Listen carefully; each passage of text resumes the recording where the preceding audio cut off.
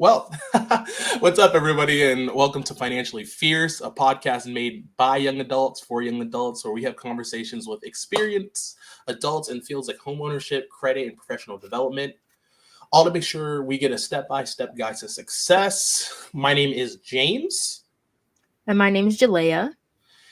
and we will be your hosts for this, our wonderful podcast. With that being said, today we'll be speaking to Miss Loretta from Truist on homeownership. But first, can you tell us a little about yourself, Miss Loretta? Absolutely. And good afternoon. Thank you, James, and thank you, Jalea. Really honored to be here with you guys. So, just to give a quick background, I'm not going to toot myself too hard, but I have been in the mortgage industry for 25 years. A lot of knowledge around the homeownership process.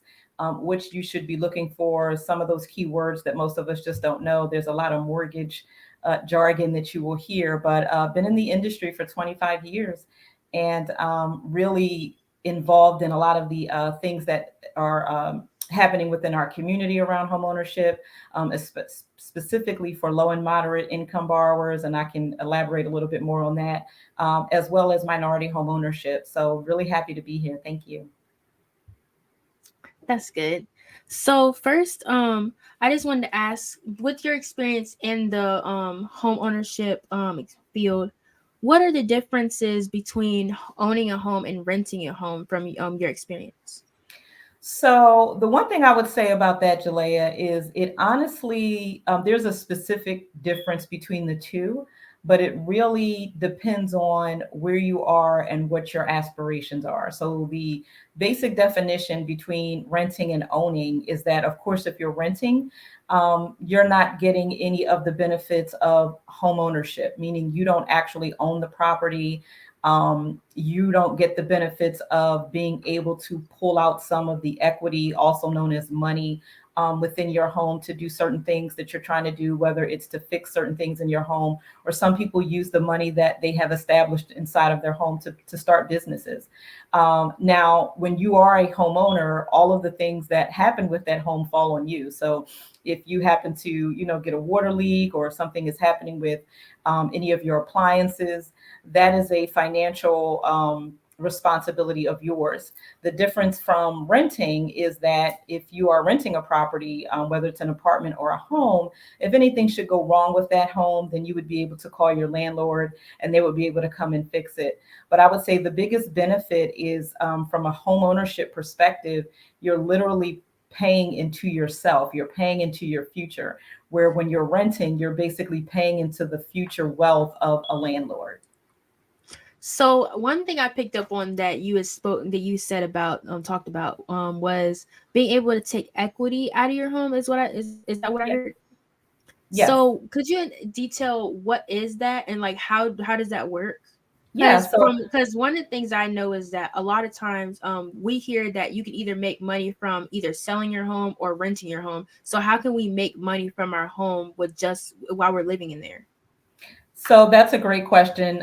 So when you think about equity inside a home, it's honestly just basic math. When you think about how much your home is worth versus how much you owe against your house. So if you have a mortgage that you're paying every month, when you go and get a mortgage, there's a certain amount that you borrow against the value of that home. So for example, And if then your really home is quick, I'm so sorry. Could you detail what is a mortgage? Sure, sure. So a mortgage is basically um, a loan. So that's all it really is. It's a loan that you've taken against your home in order to basically finance you being able to purchase that home. Because most people, most people, when they purchase a home, they can't buy it out straight cash. So if you see a home that you want to purchase and it's worth $100,000, most people don't just have $100,000 sitting around that they can buy. So you have financial institutions that will provide you with a loan, and they basically put the money up in order for you to buy the house, and then you just pay them monthly, but it's still paying towards the home ownership that you're currently existing. So the difference in renting, you're not getting a loan, but you're paying a rent every month, but you're not investing anything in yourself as well as into that home. So a mortgage is really just a loan against that home that has allowed you to purchase that home without having to put all of the money down at one time. Okay. And then, because then now, so now we can get back to the original question of like, how could we get equity? Like, how could we get equity from our home? Absolutely. So again, I'll go back to the numbers game. Let's just say you have a home that is valued at, and I'll use just round numbers, $200,000. Mm-hmm. Your home is valued at 200,000, but you went to a financial institution to get a mortgage to purchase that home, and they gave you a loan for $100,000. The difference between the two, the 200,000 and that 100,000, is $100,000. So you literally have the ability to pull equity. That's what it's called. It's the difference between how much you owe on your home versus how much your home is worth.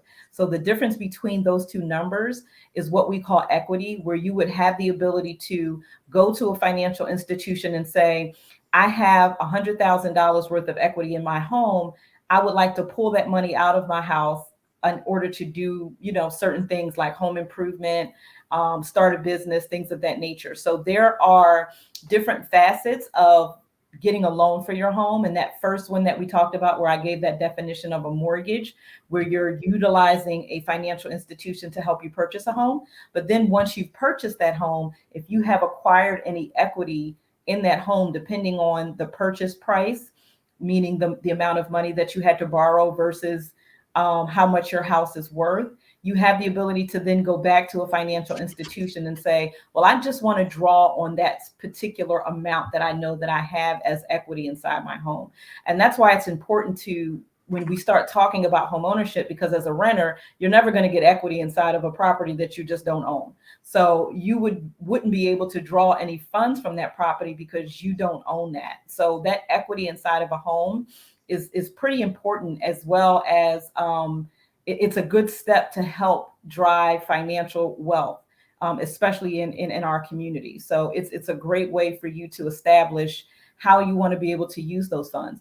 Now, when you think about selling a home, it's the exact same way. So if you're looking to sell your home and you know that your home is worth, again, round numbers, $200,000, but you still have a mortgage on that home and you have to pay that off. And if that payoff is lower than what your value is, then you're going to be able to walk away with that amount of cash in pocket, because that is the money that you've invested into that home. Okay, so I just want to make sure that I'm understanding correctly.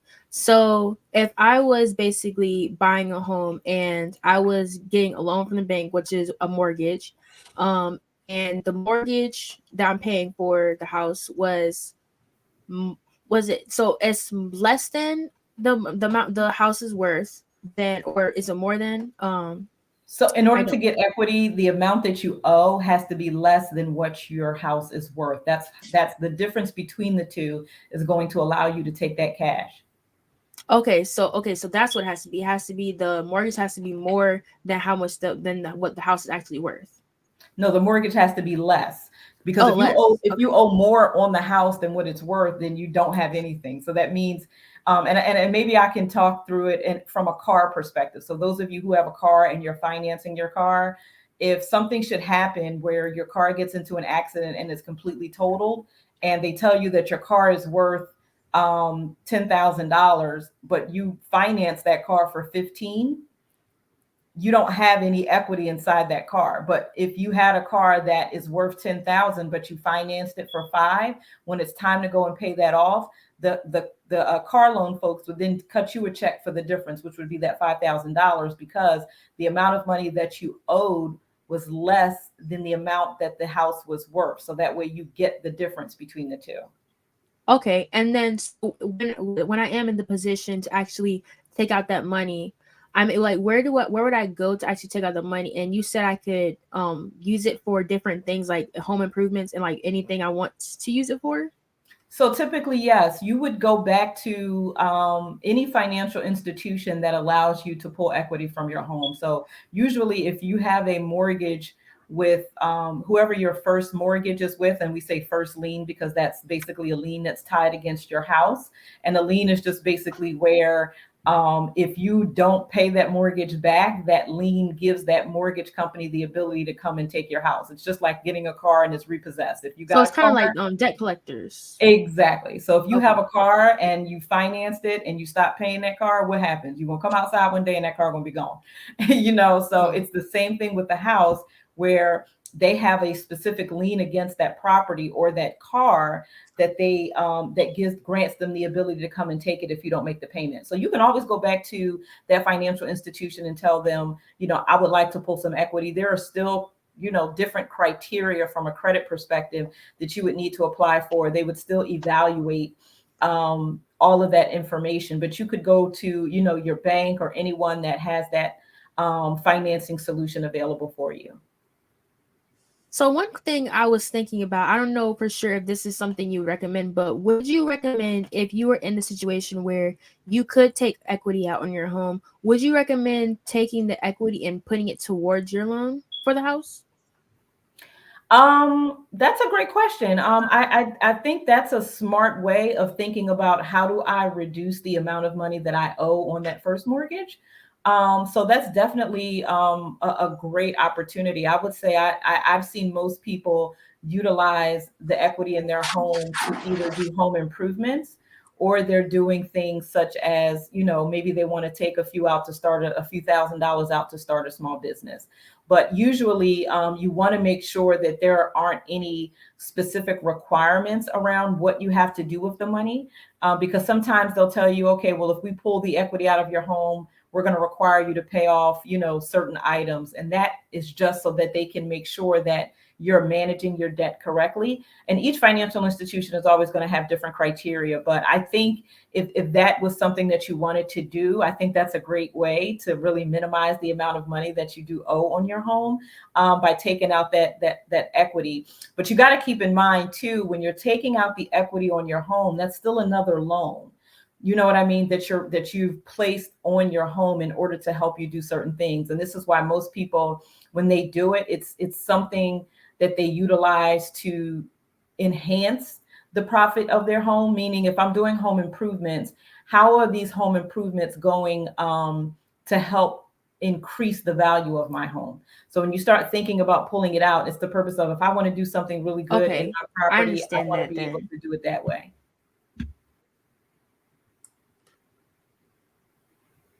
Hold on, sorry, I just want to jump in real quick. So when you say that improving your home, so what you're saying is like, I want to buy a basketball hoop in the front yard and use the home. That doesn't really improve your home, but like my kitchen's falling apart and I want to upgrade it. That's something to use it for your home. So a little more for something that will make your home look better rather than what you want that you think makes it look good. That is absolutely correct, James. You want to think about something inside your home. First of all, if it's repairs, of course, you always want to stay on top of those things, because when you don't keep your home repaired and things start to fall, you're only devaluing the value of your home. So yes, you want to look at things like your kitchen, your bathroom, like those are things that will help increase your value, because you have to think about, if I were to sell this home to someone else, what would they want to see?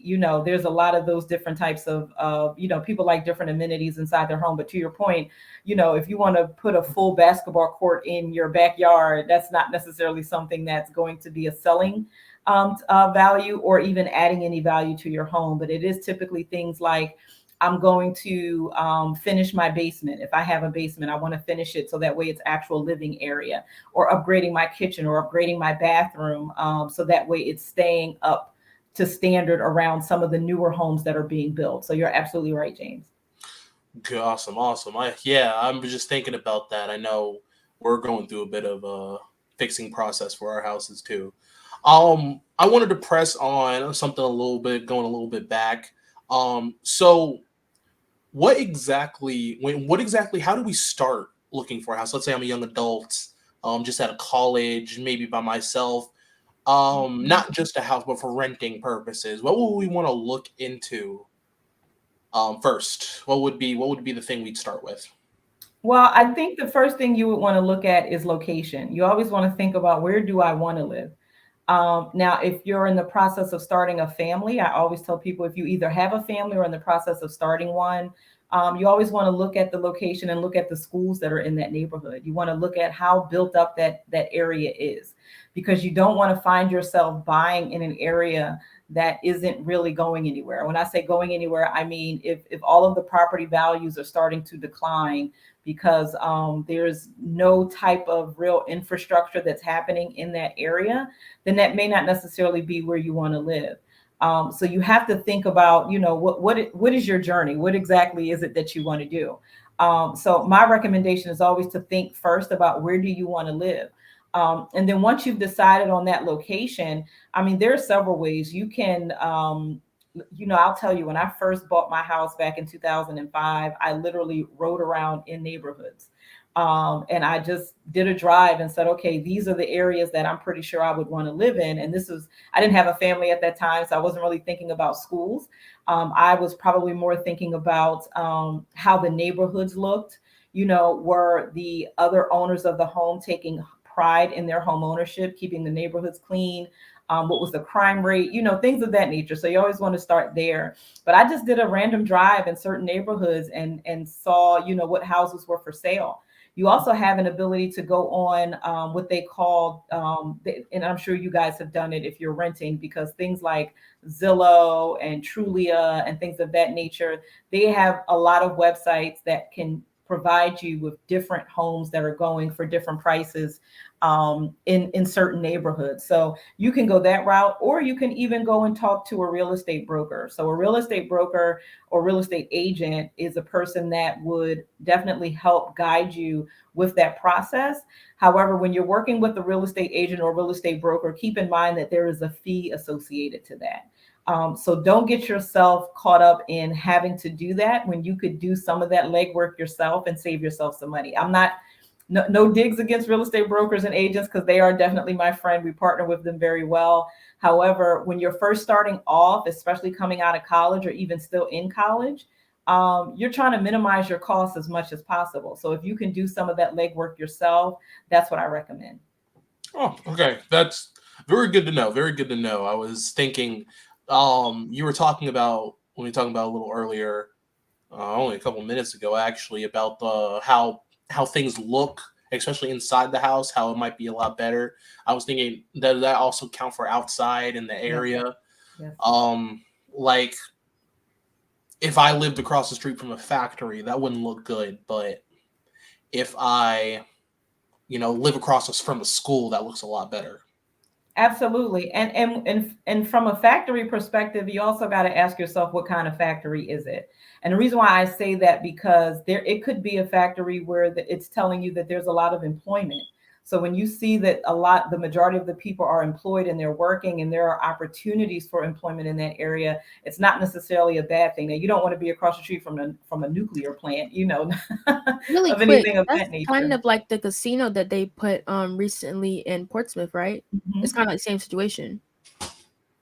Yeah, I would say that. I mean, when you think about things that are being built in certain neighborhoods that are going to draw that type of employment, that's something to look at as well. If you don't see a lot of activity that's really building up the neighborhood, those are things that you want to think about when you're looking at home ownership. Now, a lot of times too, sometimes it's just, I just want a starter home where I just want to be able to move here. I don't plan to live here for the next 30 years or anything of that nature. So you take those things into consideration, but it's really based on personal preference. You have to really search yourself and say, okay, what exactly is it that I'm trying to accomplish right now? And where do I want to see myself in the next couple of years? Because even if you happen to get a property that may not be your ideal home, but it's still in a very good neighborhood, then you can start thinking about, okay, well, if I want to move within the next 10 years, I can rent this property and it would still be attractive to someone that wants to live in that neighborhood.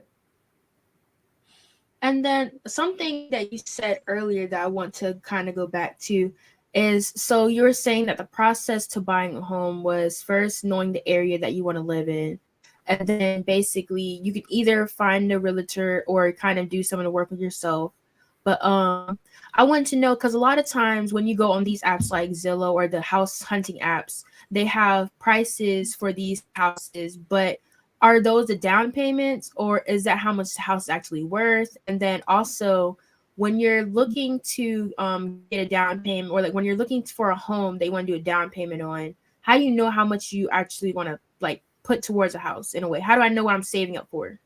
Yeah, those are great questions. So when you're on websites, to answer your first question, like Zillow and things of that nature, they're always going to tell you what the purchase price is. So they'll give you this house, is going for $300,000. I'm just using numbers. This house is going for $300,000. They will typically also tell you the value of the house, but usually that amount that you see is how much that home is actually currently selling for. Now, when it comes to down payment, those apps will also give you an idea around what percentage of down payment you need to have in order to purchase the home. But it really depends on what type of credit you have and the ability to finance a mortgage so that they can help you towards purchasing that house. I can tell you that there are many down payment, what we call down payment assistance programs, where those programs will actually provide you with the funds in order to help with that down payment. I'll say historically, there's always been a thought that I would need 20% of the purchase price. So if it's a $200,000 house, you take 20% of that. That's historically what has been the benchmark around being able to have down payment money to move into that home. But with down payment But is assistance that programs, oh sorry, just real quick. So like based on what you just said, you're saying that it's so if for like you said 20%, would that be based on just like because I know if you want to live inside a certain area, would that be based on the area you're trying to live in, or is that just in general? the 20%, and again, I just want to, if I could just go a little bit deeper, Okay. the 20% has historically been a rule of thumb, but we know that most people do not have 20% to put down. This is why you have different down payment assistance options, and then you also have different loans that you can get that minimize the amount that you have to come to the table, so you're not really putting 20% down. But that 20%, whatever the percentage is, whether it's 20%, 10%, 5%, it's based off of the purchase price. So whatever that purchase price shows, if you're on Zillow and it says, here's the purchase price and we're selling this home for this amount of money, you literally take that amount, you times it times 20% just to start yourself off high and say, okay, well, if I really want to be able to get this home, if I can save 20% of this purchase price, then that's where I would start. But again, I don't want the viewers to think that if I don't have 20% down, then I can't get a house, because that is definitely not the case. We are not in a world now where 20% is the rule of thumb. It's just always been that historical thought around 20%. So down payment assistance programs, as well as the financing that you're going to get through a lender, whether it be a bank or if you're going through a credit union or anything of that nature, they actually have programs that minimize the amount of money that you would have to put down. Now, I tell people all the time, like, down payment assistance is great. I think it's an amazing way to help with the affordability aspect of trying to purchase a home. But I'm a firm believer that you want to have some money saved. And I say that because you just don't want to go into a home without any type of savings. You want to be able to say, do I have at least, let's just say your monthly payment, your monthly mortgage payment, and I'll equate that to if you're paying rent. But if your monthly mortgage payment is $1,500 a month to pay your mortgage once you purchase your home, I would highly recommend that you at least have 3 months worth of that mortgage payment saved. Even if you're getting down payment assistance and they're saying, oh, we can get you a loan where you don't have to put any money down or anything like that, and they're covering you, which is great, but you don't ever want to go into any type of transaction like that, especially home ownership, without having some sort of money saved. And I say that because if you get into a home, unless it's like a brand new house that was built from the ground up, you have to take into consideration that there may be some things that would need repair within the first year, 2 years, or something like that. James, you mentioned that you're currently going through repairs and things of that nature in properties, and that costs money. So you want to be able to make sure that when you go into a home, even if you are blessed to be able to not put any down money, because there are a lot of opportunities out there where you don't have to, you still want to have some savings. And so this goes into a little bit what you said before about when you're on these house hunting apps and they have a particular price listed, but what it was valued. Would you say that, because I know that there's an appraisal involved, but from what I know, the appraisal is only after you already purchased the home. Is that correct? No, you need an appraisal in order to buy a home. So a financial institution, whether it's a bank or anything, they're not going to lend you any money unless they know how much your house is worth, because they have to make sure that they are not lending you money on a house that isn't worth anything. Like, I'm just, just being fully transparent. So that appraisal is done as part of the home buying process. So once you've found a home, you've gone on Zillow and you said, oh, I would love this house. You've talked to the 9 times out of 10 through Zillow, there's a real estate agent that's associated. You've talked to that real estate agent. You've decided that this is the house that you want to go through. Then you found financing through a lending institution that's willing to help you purchase that home. That next step is going to be to get that property appraised. And that property appraisal is going to tell you what the house is worth. And that house value is based off of the structure itself, but it's also based off of what that particular neighborhood is going for, meaning what did the other houses in that area sell for? So for example, if if you're telling me that my house is worth 100,000, but all of the houses in my area have gone for 400,000, then you're telling me my house is undervalued. So when you're looking at appraisals, you want to be able to understand not just your property, but the other properties that they're using to compare your property to get that value. Okay, thank you. That actually makes a lot more sense than I thought. Um, so here on our thing, we like to talk about credit. We go into credit a lot when it comes to certain types of things. So I wanted to ask, how does credit fit into all this? Into buying a house, keeping a house, just going through the process. Where does credit fit? So credit is probably top of the list. Okay. So I can't emphasize the importance of having good credit. And someone might ask, well, what exactly does good credit mean? What does that look like? Especially for college students, where you guys, for the most part, the biggest debt you may have is your student loan, if you've taken it out for yourself. So there are aspects of your credit. So I'm pretty sure most of you have heard about FICO. I know you mentioned that the last podcast you did was with Experian, and they talked about FICO scores. And your FICO score is driven off of activity and actions that are occurring from a credit perspective. So if you've ever had a car loan, credit cards, personal loan, anything of that nature, they drive that number, as well as any type of inquiry. So an inquiry is if I'm going car hunting. When you go car hunting and you're going to these different locations, they're pulling your credit to see if you're able to get financing.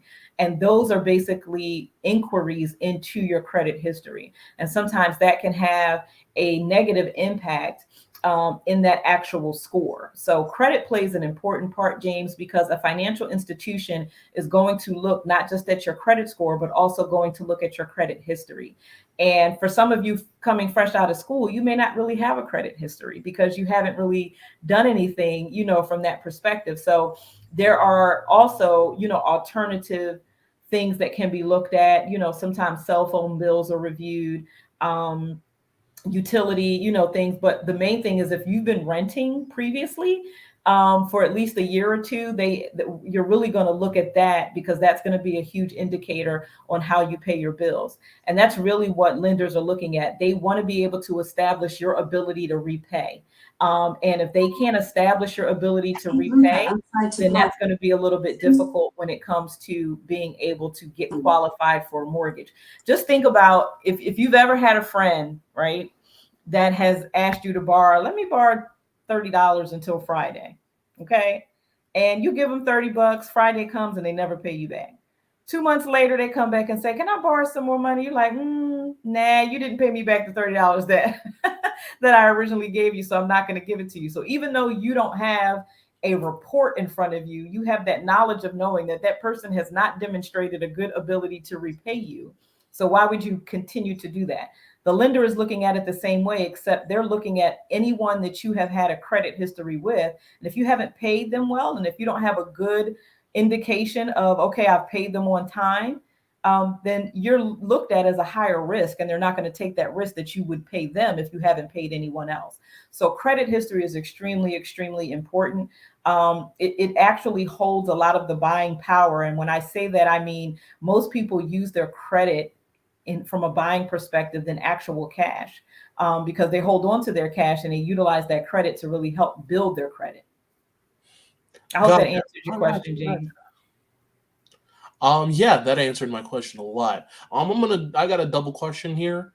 I just wanted to ask. So when should we start as young adults, as going out after college? When should we start working on our credit, and what type of credit score to rent or at least buy or rent a house, and what type of credit score should we look at into buying? What is that green, that good that we should have before we look into buying a house? Yeah, so I would say the time to start thinking about your credit is now. Well, let me be clear, yesterday. Okay. Especially if you're 18 or over, because you want to start saying or establishing a good credit history for yourself.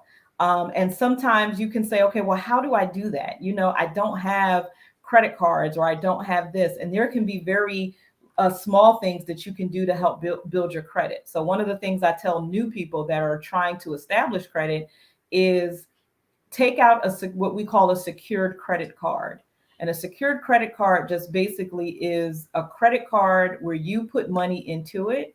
And when you utilize that money, you're just paying it back yourself, because that's going to allow you to start to establish some credit. Now, if you have the ability to go and get a car loan, make sure you're paying that car loan on time. Do not allow any payment where you've taken out some sort of credit. Do not allow that payment to go beyond 30 days, because if it goes beyond 30 days, it's automatically going to show up on your credit report that you had a late payment history. So when you think about what type of FICO score do I want, I will tell you that you want to have your FICO score, especially when you start thinking about interest rates. And I know we'll probably get into a little bit of that as well, but your interest rate drives your credit. So the lower your credit score is, the higher your interest rate is going to be.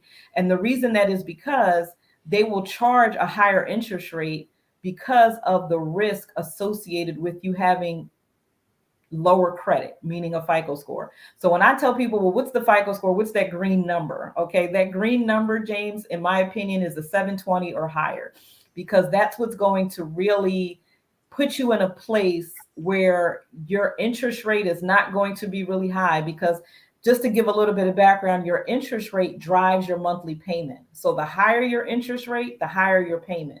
The lower your interest rate, the lower your monthly payment. So you want to be in a position of power when it comes to what type of interest rate am I subjecting myself to, and because that's ultimately going to drive my monthly payment. So I always say 720 or higher. Now, that doesn't mean that you can't get financed at a lower rate. At a lower FICO score, but it will dictate the amount of interest that you will pay, which also dictates your monthly payment. All right, very good. I do want to take a pause real quick. It looks like one of our viewers does have a comment in the chat, or wants to ask a question. Hopefully we get on. Hopefully they're thinking they're gonna. She wasn't asking a question. She was just saying she had that same question you just asked. Oh, my bad. I thought he said I had a question. Oh, never mind. Well, then I want to just backtrack real quick. My last little bit. You said a secure credit card. What is a secure credit card? I don't think I've ever heard of that before. Yep. So secure credit card. So a regular credit card is basically where a financial institution will give you a credit card, and they'll say, hey, we're giving you this credit card. It has a $500 limit. You can go out and spend $500. It works the same way from a credit perspective, but when it's a secured credit card, I'm sorry, did I say unsecured or secured? Forgive me. But a secured. Okay. A secured credit card is basically where you have to put the money into that card versus that card already coming with money on it for you to go spend. So it's kind of like a debit card. Yeah, it really, really is. But your debit card right now doesn't show up on your credit report. You know what I mean? So your spending habits don't show up. A Right. secured credit card from like a Chase or a Citibank or, Discover card, things of that nature. I'm honestly not familiar with what credit card companies still offer those. But if you do some searching, Google is always our best friend. So if you do some searching about what secure credit cards are available to me, it just basically means that they'll grant you a credit card, but you're going to put money into that card because it's going to give you more, I guess, stability and responsibility around your spending habits. Because if it's your money, you're going to spend your money a lot different than you're going to spend somebody else's money. So a secured credit card is okay. I have this card. I put $500 in here. It's like a savings for me. But if I use $200 of that card, I'm going to pay that right back because I'm paying myself back. You know what I mean? It's really my money. Yeah. However, it gives the ability of that history of you making that payment on time to show up on a credit report. So to the point earlier, Jalea, your debit card, you use it every day, but nobody is, that's not being reported anywhere. So they don't really see what your spending habits look like. So being that you said that we need like credit is something we should be thinking about like right now, like yesterday. I wanted to ask for two different questions. This is one scenario for a student who might not have touched credit at all, but they have a student loan. Do you happen to know how does that student loan affect them as they're trying to get into the home buying process? Yeah, so student loans are definitely, so if you have student loans, pay them on time too, because they report to the credit bureau. So that is definitely something you want to stay on top of. So student loan repayment is also a factor in how a financial institution is going to look at your ability to repay. Now, there could be different ways, and I'm not as familiar, but I know that a lot of times your student loan payment can be based off of your income. I think they used to have what they call income-based repayments. So it can be based on some of those activities. However, if you do have student loan that's in your name, you definitely want to make sure that you are continuing to pay those on time. Because if you're not paying them on time, then that's going to be a hindrance on your credit report as well. So then my second part to that question would be, so if I do have a loan, but I also have good credit, would that also affect my credit? Like, would my good credit outweigh the loan, or like, how does that process work?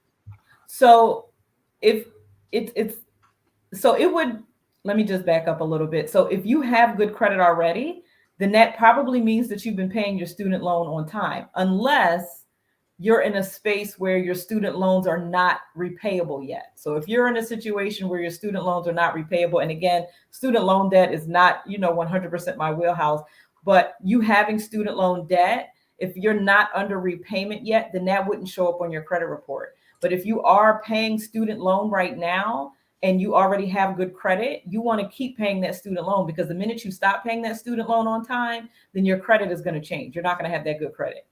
You're not going to continue to have it because it'll change. Okay, so I do believe unsubsidized loans is the loans where you have to pay while you're in school. Am I correct? Do you happen to know that? I'm sorry. Repeat that. So, sorry, because I'm trying to remember what was the difference between subsidized loans and unsubsidized loans. I think unsubsidized loans were the ones that you have to pay, like, or that accrue interest while you're in school, correct? I believe that's the one. Yeah, I honestly, student loan debt is not my wheelhouse, so I don't want to provide the incorrect information. So I'm not sure the difference as far as the payment when it comes to unsubsidized and subsidized student loan debt. I actually would look to you guys as the experts because you're in it right now. Okay, well that's fine.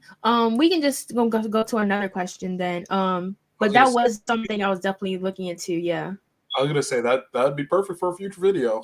Yeah, because I asked the same thing on the last podcast, and no one really had much experience with loans. Because really, I think one thing I wanted to talk about really was like, how would, like, if you have to pay unsubsidized loans or whichever loan it was, would that affect your credit, or should you pay it now in order to stop that from affecting your credit? But I guess we can try to find somebody else. I think that's a great pivot to another podcast. You definitely want to get someone that is pretty well versed in student loan payments and things of that nature, I think that would really help your audience. I think that's perfect. So could you explain more into the process of saving for a home? So like for like scenario, most of us college students don't really have a lot of income and a lot of ways to get money. And so if we're in a way where we're trying to save for a home, would you even suggest that, or would you say that we should wait until we're in a better income situation? So I'll tell you, my grandmother used to tell me, rest in peace, my grandmom. She was my financial guru. Like, but I would say, think first, look at your spending habits. So even if you don't have a good source of income right now, think about what you're spending your money on today. Whatever money you have, are you going to Chick-fil-A every day? Are you in Starbucks every day? You know what I mean? Things of that nature. So ask yourself, okay, I don't have a job, but I do find the time to get this latte every morning. And we all know a latte at Starbucks is probably like $5.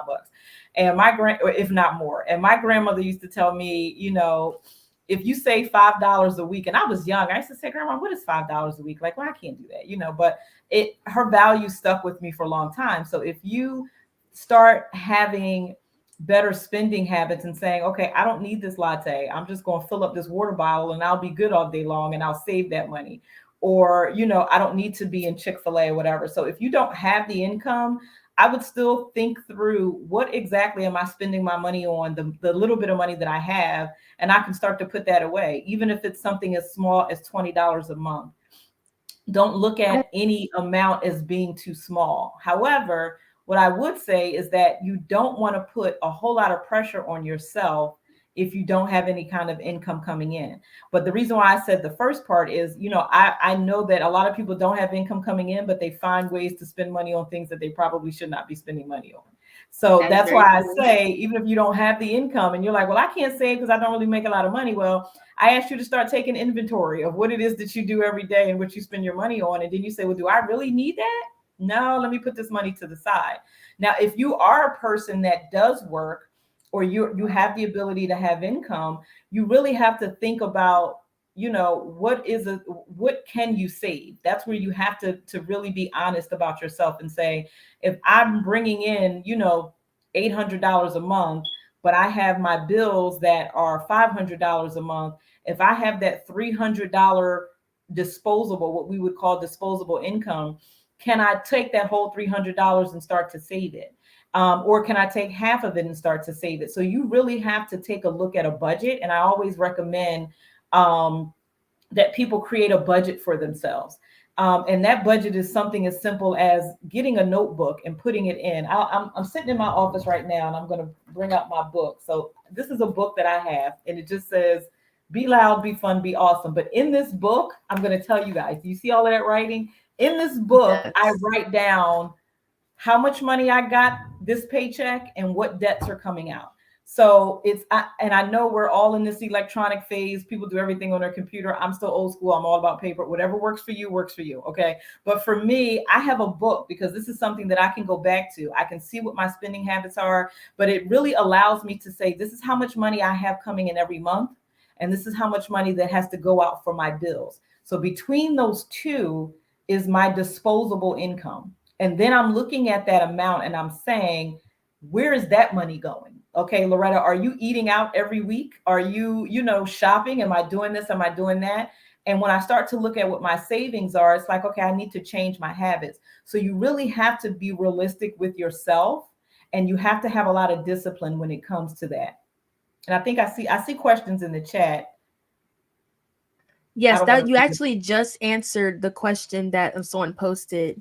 But I think it's very funny you started talking about budgeting, because that's something that I was actually going through personally, because I've been in a very financial crunch right now where I need to really just buckle down. And so I really went through my budget just yesterday, and I was like, okay, so I need to see what is the things that I need to pay for and what are the things I don't need to pay for.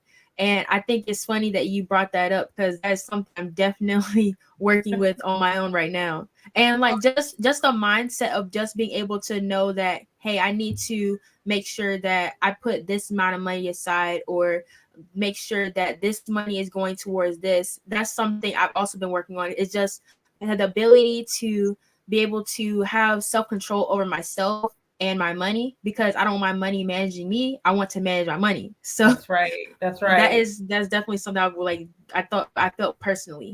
And Jalea, the key to that, like you just said, is mindset. Okay. Because, you can have a goal, but if your mind is not geared toward that goal, then it's just a goal. That's all it is. So you have to really say and ask yourself, what is it that I truly want to accomplish for myself? Where do I, and the question is, where do you see yourself in 5 years? I know people always say that question, but let's bring it down, shrink it a little bit more. Where do you see yourself this time next year? And when you think about where you were this time last year, have you seen any progression? And if you haven't seen any progression, then you have to, again, I always say, take inventory of yourself and identify why you haven't seen any progression. But if you have seen progression, identify the areas that work for you.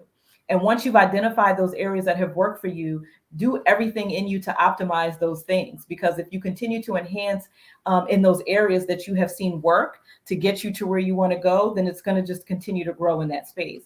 But that mindset is going to be extremely, extremely important, that discipline. I mean, when we talk about finances, there are so many things where we can say, well, I just don't have it. I don't have the money. I don't know where I'm going to find this. I don't know where I'm going to get this money from. But most people have not actually taken that inventory of what they're spending their dollars on. And that's why I say, you say that, and you're buying a coffee at Starbucks. That's $5, right? Exactly.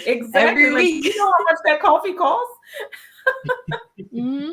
And if you're doing it, think about it. If you're at Starbucks every day, 5 days a week, that's $25 a week that you're putting in Starbucks. Think about how, and you start to multiply that times 4, because that's a month. You multiply it times a year. That's your savings right there. So that's where that mindset has to change, where it's like, no, I don't need to spend that. So even if you decided, well, I was going to buy Starbucks today, but I'm going to take this $5 and I'm just going to sit it over here and I'm going to put it in this account. At the end of the year, think about how much money you've saved. So it's starting at those little things. Sometimes we feel like we have to start really, really big. It's just really changing our spending habits. Okay, and this actually, I want to get to the next topic really quick. So one thing that I had on my mind was, so when you're buying a home and you have a mortgage, or you're trying to apply for a mortgage, my bad, you're trying to apply for a mortgage, you're trying to get a home, and they give you a different interest rates. What is the good interest rate and what is the bad interest rate? Because a lot of times, I said this in the last podcast, like when I first learned about interest rates, I thought anything like under 100% was fine, because that's how percentages normally work. But I didn't know that there was actually a particular zone that you needed to be in that was good, and anything outside the zone was really bad. So could you go into what is the green zone for that? So I would say, I wouldn't necessarily call it a green zone when it comes to interest rate, because remember earlier I was talking about how your credit and your FICO score can drive the type of interest rate that you get. Now, when you're talking about it from a mortgage perspective, most mortgage financial institutions, banks, credit unions, they have a particular set type of interest rate for their mortgages. Okay. And right now, so I would say when I just built the house that I'm in 2019, when I built this house, the rates at that time were anywhere between 1% and 3%. So my house right now, I have a great 2.2% interest rate. I love it. Where the rates are today, they're probably at about 7%. And that's just give or take.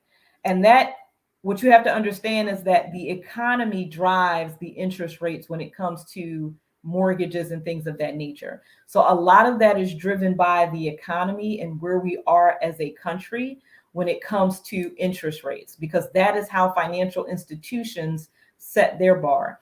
Now, again, if you have really good credit, you have an opportunity to get a better interest rate. So that's why I said it's not really, you can't say, well, you're not going to be able to go into a financial institution and say, well, I want my interest rate to be 1% when their interest rates are at 8%.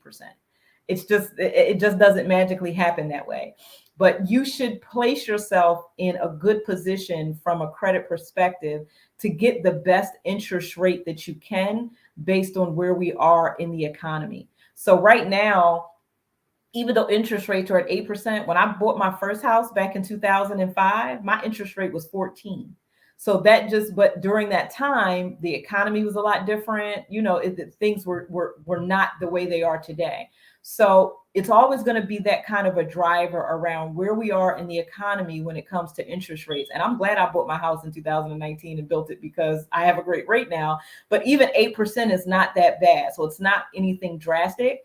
But just keep in mind that if your credit is not really good, that's going to drive a higher interest rate. I'll go back to the car conversation. Car interest rates are usually much higher. You'll see car interest rates at like 12, anywhere between 12 and 22%. Like they're just really, really high because purchasing a car is a much higher, like basically when you think about it from a risk perspective, and when I say risk, it's like, people buy cars and they walk away from cars all the time. If I can't pay it, then you go ahead and take the car. Most people are not walking away from their homes because they got to live there. You know what I mean? So you're always going to take into consideration that your home is going to be that place where you're going to do what you need to do in order to make those payments. So financial institutions for cars, they can charge a much, much higher interest rate. Why? Because they know 9 times out of 10, if it comes down to me having to pay for my house versus my car, I'll let that car go and pay for my house because I can't sleep in my car. Well, anybody with common sense would, let me say that. So they charge a higher interest rate just because they can. It's just not the same type of risk. So again, to get back to answer your question, Jalea, I don't think there's really a green space. You really want to have your credit score in a good position of power, so that way you're not being subjected to the higher end of a rate wherever a financial institution may be. But understand that when it comes to those interest rates, it's really driven by where we are in the economy. So is there a way that I would be able to kind of tell what is a good range based on the economy and what I have myself? Like what my credit score, they're talking about what I qualify for? So I think the best way to go about that is when you start thinking about which mortgage company you want to get financed through. And I'm talking about from if you're homeownership, because different mortgage companies or banks, let me use that terminology, will have different interest rates. And this is why you will have some people who will shop around. You may have Bank James, who has an interest rate of 5%, but then Bank Jalea is going to give me 4.25%. So sometimes you have to do that shopping around to see what the interest rates are for that particular bank. And then they're going to have certain criteria around that. So just because you go to one bank and they offer you that rate, I always recommend that you shop around and see what is the lowest rate that you can get based on your credit. Okay. And the being that you just brought up banks, that was something else I wanted to talk about, was when you're getting a mortgage, could you talk about the differences in getting a mortgage from a regular bank and possibly a credit union? And which one do you suggest? Like, what are the benefits for each? So I wouldn't say one is better than the other. I would say it's really going to be based on your financial ability. So, a bank is, of course, a much larger financial institution than a credit union. Your credit union, I would say, just has more, especially if you're a member of that credit union. So I am a member. I have various bank accounts, but I have a credit union that I've been with for, 20 plus years, just because I've just been with them for so long. So a lot of times, if you're a member of a credit union, that comes with added perks where they can give you certain discounts because you are a member of that credit union. But I wouldn't say that one is better than the other. I think it's really going to depend on what they provide for you. So you got to think about what type of financial solutions do you have based on my need.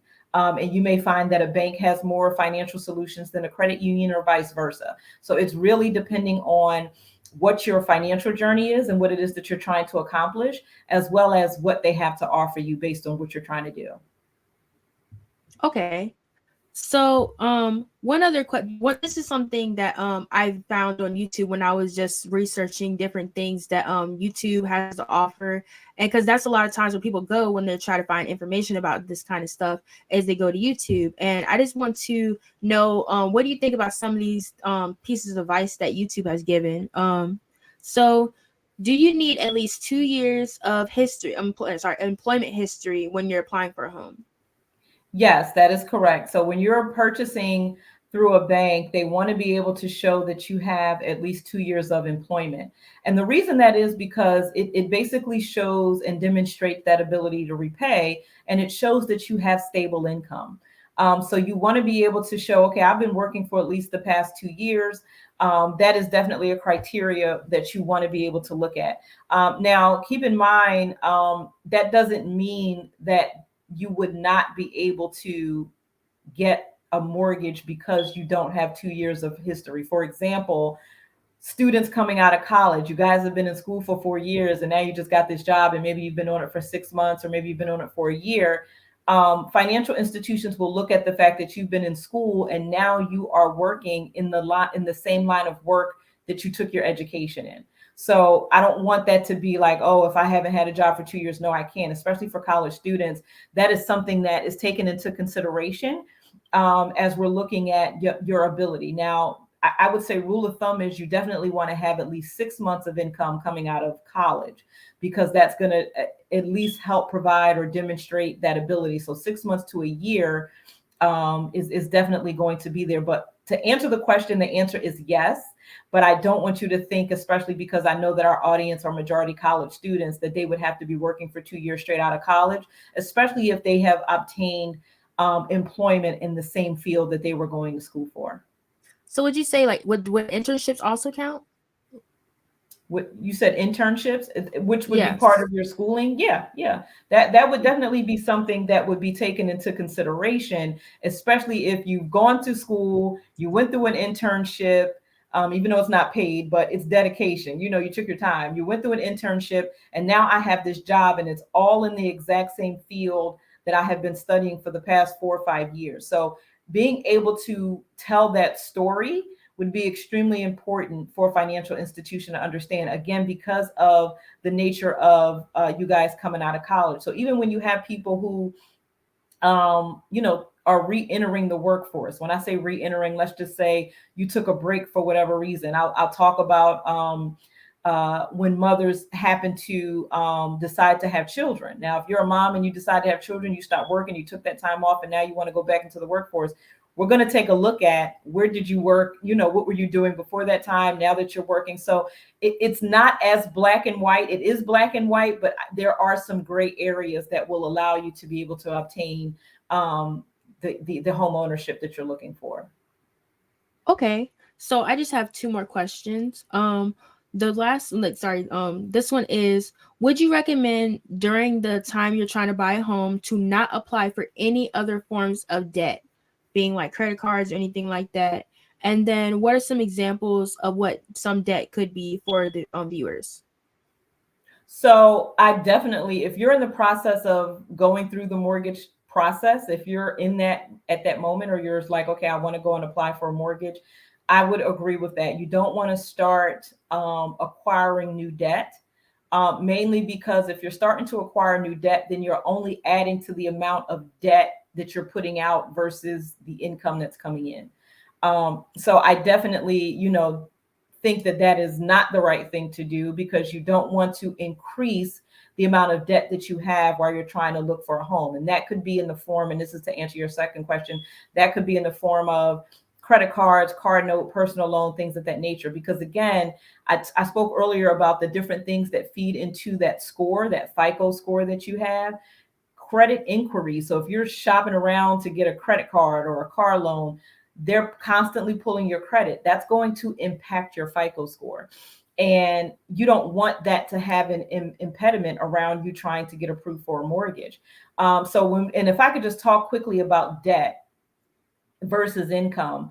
And I always tell people, a financial institution like a bank, whenever you're going to a bank or even a credit union to get a mortgage, if you guys are working, you know that when you get a paycheck, You have gross income and you have net income, right? That Yes. gross income is what you made. That net income is what you actually received after the government took their taxes. Okay, everybody has to pay taxes. A bank, credit union, whenever you're going to any type of financial institution, they are going to qualify you based on your gross. But I always tell people, you do your own homework. Even though I'm qualifying you off of your gross, you know how much money you take home every day or every month, every week, however you want to look at it. You look at how much money you actually bring home versus the amount of debt that is actually coming out. So if you're paying student loan, credit cards, car loans, whatever it is that you're paying, and you want to start thinking about utilities, groceries, and that's when we started saying, what are your habits? So I got to be at the hairdresser, get my nails done, lashes, all of those kinds of things, you have to take into consideration that that is stuff that's coming out. Now, when it comes to specific debt that's on your credit report, I know that, going to the hairdresser, things of that nature don't show up, but you have to have a realistic mind around your spending habits. So even if I am a financial institution and I say, okay, you're qualified based on your income, you're qualified for this mortgage, but I need you to understand that I'm qualifying you off of the amount of money that you don't actually take home. And it's a common practice. It's completely legal. It's fine. Like, this is how we do it. But my piece to educate when I talk to a lot of people about home ownership is that you have to take that inventory around. This is my gross, but this is what I actually bring home. So if my gross says 1,000, but I only bring home 700, you have to factor in what the ratio between your debt and your income is based on what you bring home. So I always like to kind of sort of drive that message, Jalea and James, because a lot of times folks get excited and say, well, I got approved for this mortgage and you got this, but I need you to take a step back and really look at, what did you get approved for and how did they approve you? And if you've been approved based on this income amount, for example, if you're telling me my gross is $3,000 a month and my monthly payment is going to be $1,500, when you do the math, you basically have decided that 50% of that gross income is going to go towards a mortgage, just a mortgage, no other utilities, car loan, student loan, anything of that nature. But even that 50% of that 3,000 is going towards a mortgage, you don't get that gross. And that's the thing I wanted to just emphasize. We have qualified you there, but you don't bring home that 3,000. So maybe you only bring home 2,500. So of that 2,500, $1,500 is going towards a mortgage. Or even when you think about rent, for those of you that are renting, keep in mind of the amount of money that you actually bring home versus the money that goes out. So I don't want to get on my soapbox there, but that is part of what I want people to understand, that you have to really, really take a good look at the true money that you bring in and take a deep inventory around what your spending habits look like, because you don't want to first get into a home and become what we call house poor. And when I say house poor, that's basically where you're just basically living every day to pay that mortgage and you can't do anything else. And sometimes homeownership is a great thing. So homeownership is a great thing and it's a great opportunity, but you have to make sure you're doing it at the right time and for the right reasons. And you don't want to find yourself getting into a home, but you can't sustain that home, because that's the biggest thing when it comes to financial wealth. There's no purpose in getting into a home if you cannot sustain it. Now, don't get me wrong. Life events happen. You know what I mean? Where certain things are outside of our control. But do everything that you can do to make yourself financially stable, so that way when it's time to purchase that home, you can stay in that home. I know that was long-winded, but I get on my we definitely when I start appreciate talking about that. Yeah, we definitely appreciate your feedback on that, because that's something that I think a lot of us need to know as well, being that because a lot of times we'll just look at the price of something, but we won't think about all the other costs associated with, which I think actually goes into my next question of, so when I heard that you're buying a home, there are other things you have to pay for other than your down payment and, buying a house. The things like that I heard of is called like closing costs, and we already talked about mortgage. Yep. So closing costs. Yeah. Yep. Closing costs are things that are also associated with purchasing a home. So there are certain fees that are associated with closing on your home. So, and there are fees like the appraisal fee that we were talking about. That appraisal fee is something that you would have to pay for. Then you also have what's called a home inspection. Okay, now a home inspection is completely different from an appraisal. An appraisal is just going to give you the value of the home. A home inspection is going to go in and tell you if there are what's wrong with that house. So they're basically going to inspect that home from the roof all the way down to the basement if you have one. So that home inspection is going to give you that idea. And a home inspection, if you want to have one, that's going to be costly as well, and that's out of pocket. But there are other fees associated to that closing cost. For example, there is what we call a settlement agent. A settlement agent actually is the person that you sit down with to sign all of the paperwork for your mortgage. And they basically pull all of the documents together, the legal documents together, in order for you to sign once you've purchased that home. They have to be paid. So there's always different people that are involved in the transaction that go along with your closing costs. So this is why even when you are getting a lot of down payment assistance to help towards that, there's still that additional cost to cover some of those closing costs. Now, you will also get organizations that can help you towards your closing costs. Some say down payment, some say closing costs. But there's also going to be some additional requirements that are added. Another thing I'll say is homeowners insurance. Homeowners insurance is required. So you have to be able to show that I have insurance against my home. So homeowners insurance works the same way as car insurance. When you get a car, you got to have insurance. When you have a home, you have to have insurance in the event that anything should happen to your home. And a bank is going to require that you have that. So that's an additional fee that has to go towards your closing costs. So yes, there are other fees that are associated there. Okay. So thank you with that on that part as well. But my very last question would be, this is something I had earlier, but I just forgot to ask. But when you were talking about equity, would you say that that is a loan, or would you say that's free money? So it is money that's yours, but in order to pull that equity out of your home, you would have to go and get a loan. So it's I wouldn't say it's free money. So equity comes. So let's just think about it. You own a home. Let's just say you own a home that has absolutely no mortgage. You own it what we call free and clear, and that house is worth $100,000. That whole $100,000 is yours, but you would still need to go to a financial institution in order to pull the equity, pull that money out for whatever it is that you're trying to do. Now, if you're going to sell that property, that's different because you're not taking out any type of financial transaction. Somebody else is taking out a transaction to purchase your home, but you're going to get that whole you're going to get a check for that whole $100,000 because that's what your house has been valued at. So even though that equity is yours to be able to pull from it, you would still need to go to a bank or any other financial institution in order to pull it out. So it would still be a loan against your home. Okay.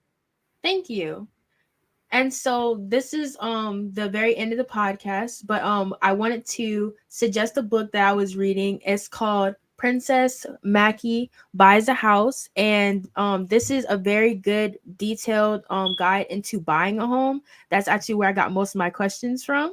So yes, if you would definitely like to know about the home buying process as well as have an easy to go step-by-step guide, I would definitely recommend this book. I'm going to say it again. It's Princess Mackie Buys a House. That's awesome. There's a lot of knowledge out there. And that's just like with anything. You just want to dig deep and do your research. And that is exactly what I say. Don't just take someone's word for it. Even the information that I gave you today, do your research and really look into what it is that you're trying to accomplish and how you want to get there. Homeownership is an amazing thing, but I'll tell you, it's a lot of responsibility. It is a lot of responsibility and it's a lot of dedication. It is truly a commitment that you make to yourself to really be able to build that type of wealth that you're looking for. So I appreciate the time that I've been able to take with you guys, Jalea and James. This has been awesome.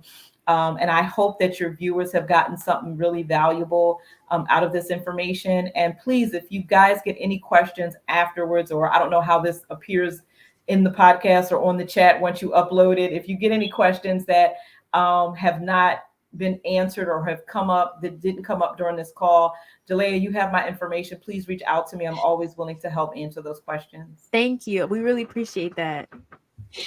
Thank you very much. It's been a blessing. Thank you for joining us today and sharing all the knowledge you can. It was really insightful, really helpful.